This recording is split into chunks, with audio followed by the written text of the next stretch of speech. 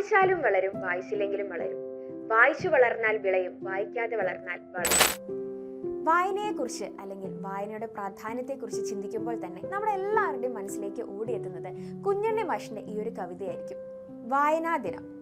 നമ്മുടെ കേരളത്തിൽ ഗ്രന്ഥശാല പ്രസ്ഥാനത്തിന്റെ സ്ഥാപകനായിട്ടുള്ള PN പണിക്കർ അദ്ദേഹത്തിന്റെ ചരമദിനമാണ് കേരള സർക്കാർ വായനാ ദിനമായിട്ട് ആചരിക്കുന്നത്. വായിച്ചു വളരുക, ചിന്തിച്ച് വിവേകം നേടുക എന്ന മുദ്രാവാക്യത്തിലൂടെ കേരളക്കരയെ ഒട്ടാകെ വായനയുടെ ലോകത്തേക്ക് കൈപിടിച്ചുയർത്തിയ മഹാനാണ് PN പണിക്കർ എന്ന് പറയുന്നത്. നമ്മളിപ്പോൾ ബുക്സ് വായിക്കുന്നത് വളരെ കുറവായിരിക്കും അല്ലേ? എൻ്റെ കുട്ടികളൊക്കെ ബുക്സ് വായിക്കുന്നത് ആകെ ടെക്സ്റ്റ് ബുക്ക് മാത്രമായിരിക്കും. ആ ടെക്സ്റ്റ് ബുക്ക് വായിക്കുന്നത് തന്നെ വളരെ വിരളമായിട്ടായിരിക്കും സംഭവിക്കുന്നത്. സോഷ്യലൊക്കെ ടെക്സ്റ്റ് അല്ലെ, സോഷ്യലും ഇംഗ്ലീഷൊക്കെയാണ് നമുക്ക് ടെക്സ്റ്റ് വായിക്കാനായിട്ടുള്ളത്. അതൊക്കെ വായിക്കാൻ ഇരിക്കുമ്പോൾ തന്നെ നമുക്ക് ഉറക്കം വരും. സ്വാഭാവികമായിട്ട് സംഭവിക്കുന്ന ഒരു കാര്യമാണ്. പക്ഷെ മക്കളെ, ഒരു മനുഷ്യനെ പൂർണ്ണനാക്കുന്നത് വായനയാണ്. വായനയിലൂടെ നേടുന്ന അത്രയും അറിവ് നമുക്ക് മറ്റൊന്നിലൂടെയും നേടാനായിട്ട് സാധിക്കില്ല. നമ്മളിപ്പോൾ ബുക്സ് വായിക്കുന്നതിൽ കൂടുതൽ നമ്മൾ ഏറ്റവും കൂടുതലായിട്ട് ഉപയോഗിക്കുന്നത് കമ്പ്യൂട്ടറും അല്ലെങ്കിൽ സ്മാർട്ട് ഫോണൊക്കെയാണ്. പക്ഷെ എന്ന് കരുതിയിട്ട് വായനാ ദിനത്തിൻ്റെ പ്രാധാന്യം ഇവിടെ കുറയുന്നേയില്ല. ബിക്കോസ് എങ്ങനെയാണെന്നുണ്ടെങ്കിലും നിങ്ങളിപ്പോൾ ഫോണിലൂടെയാണ് എന്നുണ്ടെങ്കിലും നമുക്കറിയാം ഒരുപാട് ആപ്ലിക്കേഷൻസ് ഉണ്ട്, ഒരുപാട് നമുക്ക് സംവിധാനങ്ങളുണ്ട്. നമുക്ക് കമ്പ്യൂട്ടറിലൂടെ ആണെങ്കിലും ശരി, ഫോണിലൂടെ ആണെങ്കിലും ശരി, നമുക്ക് വായിക്കാനായിട്ടുള്ള ഒരുപാട് അവസരങ്ങൾ നമ്മുടെ മുന്നിലുണ്ട്. അപ്പോൾ ഇതുവരെ വായനാശീലം ഒട്ടും ഇല്ലാത്ത എൻ്റെ കുട്ടികളാണെന്നുണ്ടെങ്കിൽ നാളെ തൊട്ട് നിങ്ങൾ എന്ത് ചെയ്യുക?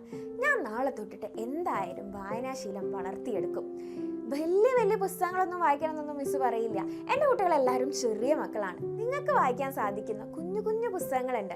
മിസ്സൊക്കെ നിങ്ങളുടെ പ്രായത്തിൽ ഒരു കുറച്ച് വളരുന്നത് വരെ തന്നെ എല്ലാ വെള്ളിയാഴ്ചയും നമ്മുടെ മാതൃഭൂമി പത്രത്തിൻ്റെ കൂടെ ബാലഭൂമി കിട്ടുമായിരുന്നു, അല്ലെങ്കിൽ ബാലരമ. ആ ഒരു പ്രായത്തിലൊക്കെ നമുക്ക് വായിക്കാൻ പറ്റുന്ന കുഞ്ഞു പുസ്തകങ്ങളാണ് അതൊക്കെ, കഥാപുസ്തകങ്ങൾ. ഇനി കുറച്ചങ്ങോട്ട് വളർന്നു കഴിഞ്ഞാൽ നമുക്ക് കുട്ടി കഥകൾ അടങ്ങിയിട്ടുള്ള ചെറിയ പുസ്തകങ്ങൾ കിട്ടും. നിങ്ങൾ കുറച്ചും കൂടെ വളർന്നാൽ നിങ്ങൾക്ക് വലിയ നോവലൊക്കെ വായിക്കാം. ഇപ്പം തന്നെ നിങ്ങൾക്ക് വലിയ പുസ്തകമൊന്നും വായിക്കാനായിട്ട് സാധിക്കുന്നില്ല. അപ്പോൾ നിങ്ങൾ എന്ത് ചെയ്യുക? ചെറിയ പുസ്തകങ്ങൾ, നിങ്ങളെ കൊണ്ട് വായിക്കാൻ സാധിക്കുന്ന ചെറിയ പുസ്തകങ്ങളൊക്കെ നിങ്ങൾ എടുത്ത് വായിച്ചു നോക്കുക. ഏറ്റവും നല്ലത് നമ്മളെപ്പോഴും പുസ്തകം വെച്ച് വായിക്കുന്നത് തന്നെയാണ്. നമുക്കറിയാം പുസ്തകത്തിൻ്റെയൊക്കെ പല ബുക്സിൻ്റെ എന്നല്ല, ഒരുവിധം എല്ലാ പുസ്തകത്തിൻ്റെയും PDF നമുക്ക് ഫോണിലും കമ്പ്യൂട്ടറിലും ഒക്കെ കിട്ടും.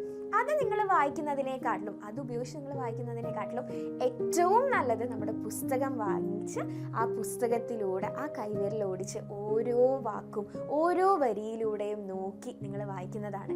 അങ്ങനെ നിങ്ങൾ വായിക്കുമ്പോൾ ആ ഒരു വായനാശീലം നിങ്ങൾ വളർത്തിയെടുത്തു കഴിഞ്ഞാൽ നിങ്ങൾക്ക് ഒട്ടനവധി അറിവുകൾ നേടാൻ വേണ്ടി സാധിക്കും. അതേപോലെ തന്നെ നിങ്ങളുടെ ഭാഷ നന്നാവാനും നമ്മുടെ പുസ്തക വായന നമ്മളെ സഹായിക്കുന്നതാണ്. ഇനി എന്ന് മുതലാണ് നമ്മൾ ഈ വായനാ ദിനം ആചരിക്കാൻ വേണ്ടി തുടങ്ങിയെന്ന് അറിയോ? എന്നോ മുതൽ നമ്മൾ ഇത് ആചരിക്കുന്നുണ്ടോ? ഇല്ല.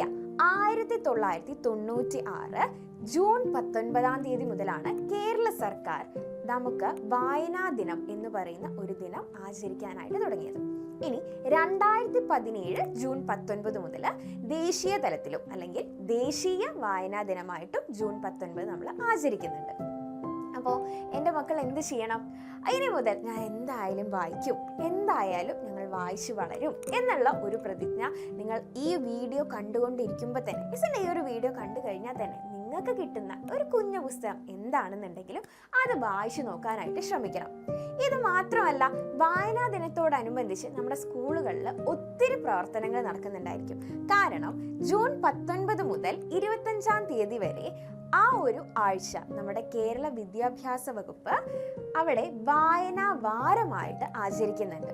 ഈ ദിവസങ്ങളിൽ നിങ്ങളുടെ സ്കൂളിൽ ഒട്ടനവധി പ്രവർത്തനങ്ങളായിരിക്കും. ക്വിസുകൾ നടക്കുന്നുണ്ടായിരിക്കും, ആസ്വാദനക്കുറിപ്പ് എഴുതുന്ന മത്സരങ്ങൾ ഉണ്ടായിരിക്കും, പോസ്റ്റർ മേക്കിംഗ് കോമ്പറ്റീഷൻസ് ഉണ്ടായിരിക്കും, കുറിപ്പ് എഴുതുന്ന മത്സരങ്ങൾ ഉണ്ടായിരിക്കും, പ്രസംഗ മത്സരം, വായനാ ദിനത്തോടനുബന്ധിച്ചുള്ള പ്രസംഗ മത്സരങ്ങൾ ഉണ്ടായിരിക്കും. അങ്ങനെ കുറേ അധികം മത്സരങ്ങൾ നമ്മുടെ സ്കൂളുകളിൽ നടക്കുന്നുണ്ടായിരിക്കും. അപ്പോൾ മിസ്സിൻ്റെ ഈ ഒരു വീഡിയോ കണ്ടു കഴിഞ്ഞാൽ എന്തായാലും എൻ്റെ കുട്ടികൾക്ക് വായനാ ദിനത്തോടനുബന്ധിച്ച് കുറച്ച് കാര്യങ്ങളെങ്കിലും നിങ്ങളുടെ മനസ്സിലേക്ക് പതിയാനായിട്ടുള്ള ഒരു അവസരമാണ് ഇവിടെ ഉണ്ടാവുന്നത്. സോ നിങ്ങൾ എല്ലാവരും എന്ത് ചെയ്യണം? വായനാ ദിനത്തോടനുബന്ധിച്ച് അല്ലെങ്കിൽ വായനാ വാരത്തിനോടനുബന്ധിച്ചിട്ട് നമ്മുടെ സ്കൂളുകളിൽ നടക്കുന്ന എല്ലാ പരിപാടികളിലും എൻ്റെ കുട്ടികളെല്ലാവരും നല്ല അടിപൊളിയായിട്ട് പങ്കെടുക്കുക. അതിലെല്ലാത്തിലും പറ്റുന്നവരെല്ലാവരും എന്ത് ചെയ്യുക? പ്രൈസ് വാങ്ങാനും വേണ്ടിയിട്ട് ശ്രമിക്കുക. ഓക്കെ.